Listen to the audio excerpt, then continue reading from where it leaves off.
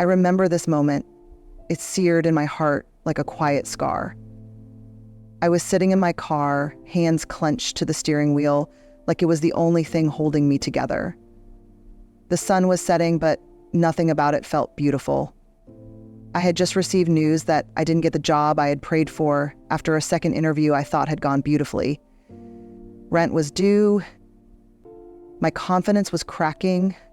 And I remember whispering, with a mix of sarcasm and surrender, well, if everything always works out for me, now would be a great time to prove it. And in that ridiculous, hopeless moment, something shifted. I wasn't handed a miracle, no lightning bolt of clarity or instant solution, but I heard this quiet voice inside me, soft as breath. What if you lived like it was all still going to be okay? Not as a fantasy, but as a decision, a brave one. That voice became a compass. Before we begin, if this message moves you, even a little, take a moment to like, comment, subscribe, and share. Not for algorithms, but for connection, for courage, for every soul who needs this too. Here's the raw, unpolished truth. Most of us don't start with belief. We start with doubt, fear, a sense that maybe we're the exception to all the good things. Maybe other people get lucky. Maybe other people get chosen. Maybe other people get the breakthroughs. But us, we're just hoping to make it through without falling apart. And so we wait. We wait for certainty. We wait for signs. We wait for someone to tell us it's safe to dream again, or that we're allowed to want more without seeming ungrateful.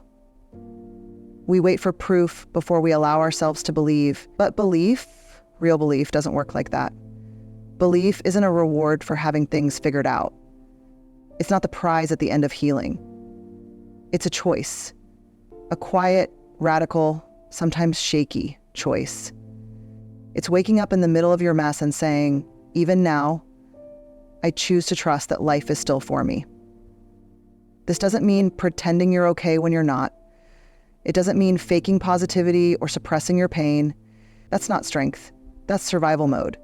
That's emotional duct tape. And you deserve more than that. To act as if everything always works out for you is not to deny the hard things. It's to honor them without letting them define your direction. It's to say, yes, I've been disappointed. Yes, things have fallen apart. But no, I won't let those moments be the whole story. When you flip a light switch, you believe the room will light up. When you send a text to someone you love, you believe they'll read it and feel something. When you breathe in, you believe there will be air to catch you. So what if you extended that same belief, that same quiet trust to your own future? What if you walked into the interview room or sat down at your blank canvas or woke up on a hard Monday and just whispered, I don't know how, but something good is coming. I'm not forgotten. I'm not lost. I'm still in it. What if just for today, you lived like you were on your way to something sacred? Even if the map looks unclear, you don't need a guarantee to begin. You just need a tiny bit of willingness, enough to move, enough to try, enough to breathe and say, what if it does work out? Because the truth is, and I hope you can let this land softly in your chest, the first miracle isn't when things turn around. The first miracle is when you decide to believe that they can. Let's be honest. Most of us don't live relaxed.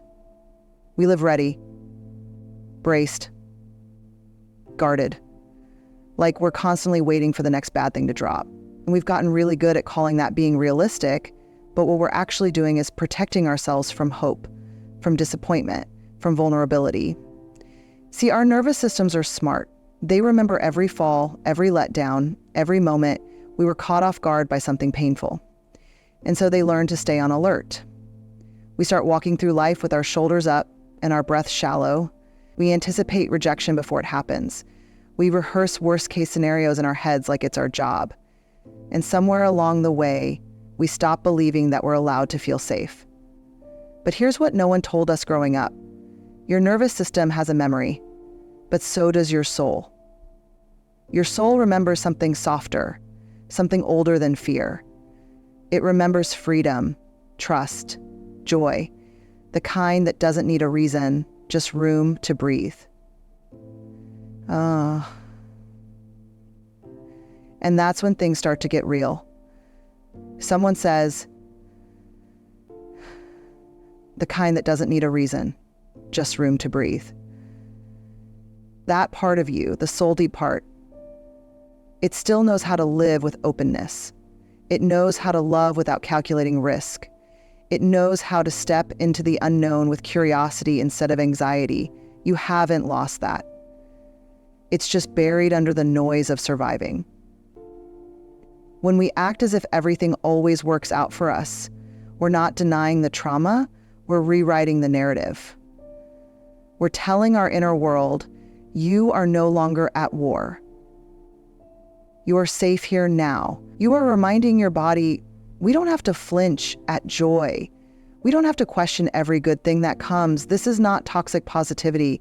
It's emotional rehabilitation. Because the truth is, living in a constant state of protection might keep us from pain, but it also keeps us from love, from magic, from the very moments that make life feel worth it. Imagine walking into a new chapter of your life and not automatically assuming the worst.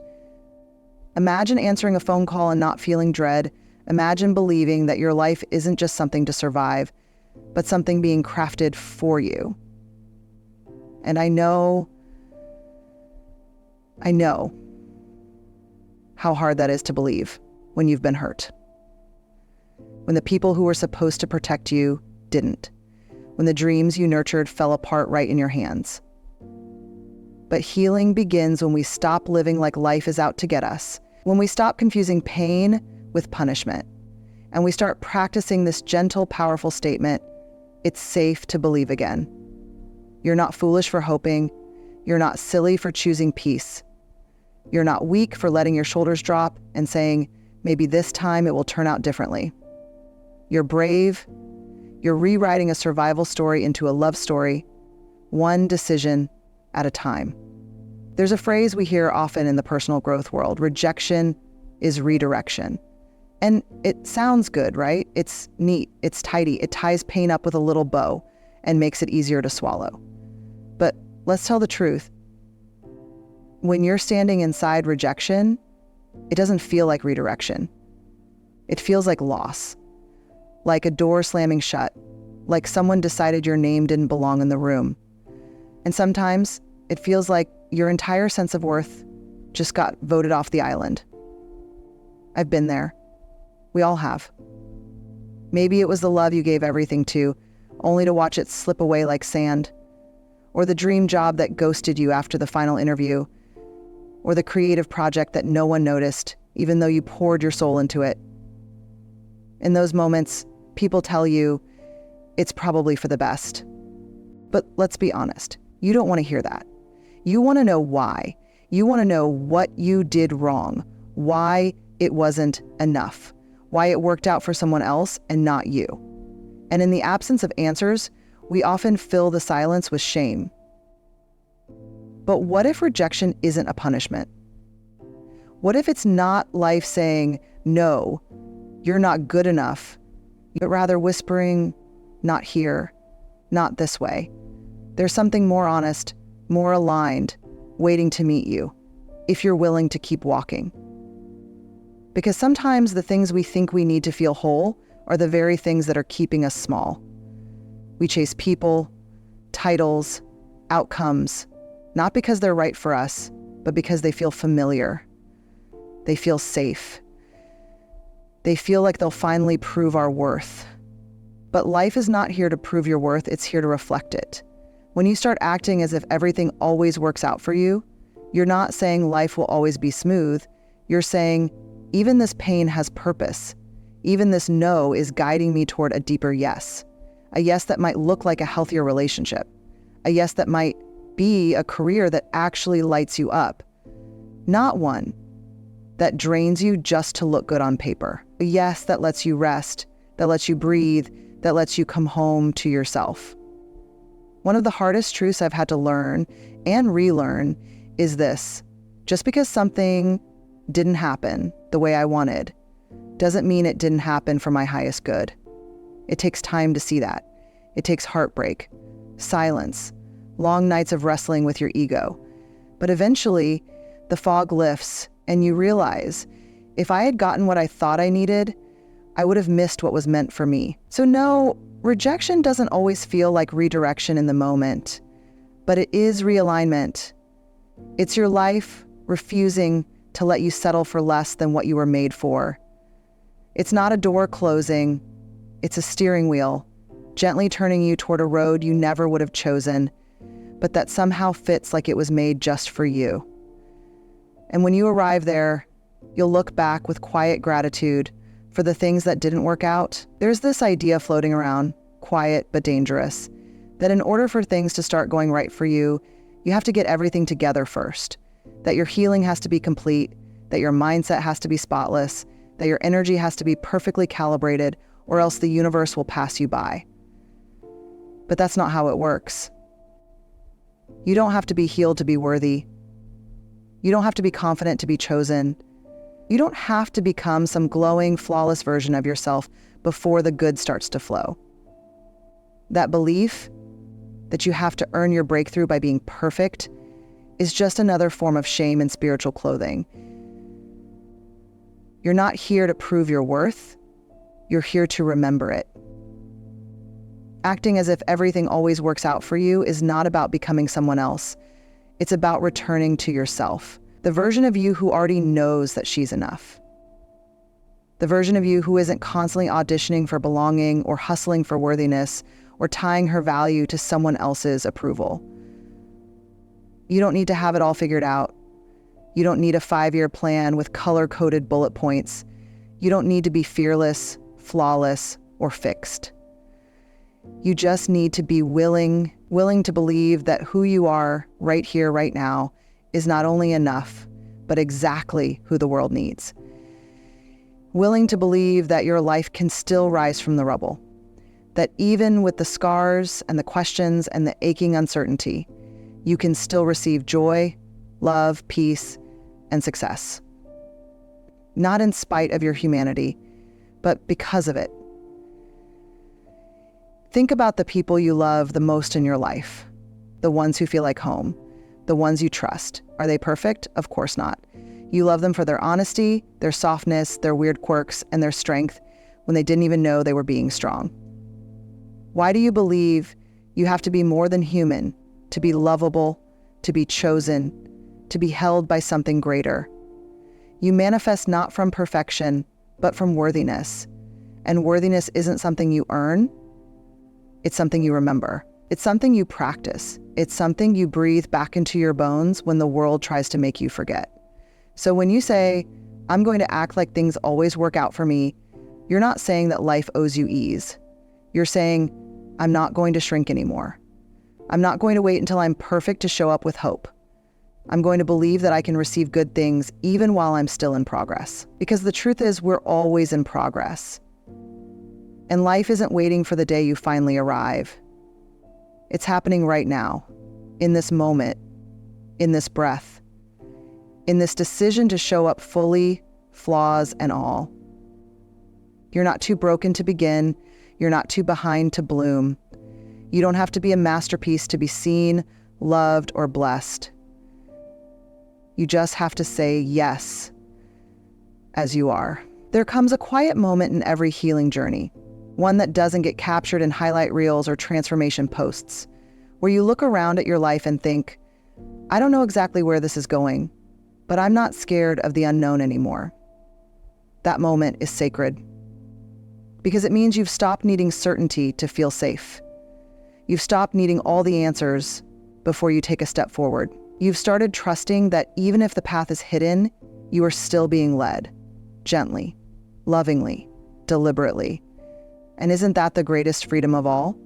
To walk through life like it's already unfolding in your favor, not with arrogance, but with deep embodied trust. The kind that doesn't shout, but hums in your chest like a quiet, steady rhythm. I am not behind. I am not forgotten. My life is working, even when I don't understand it yet.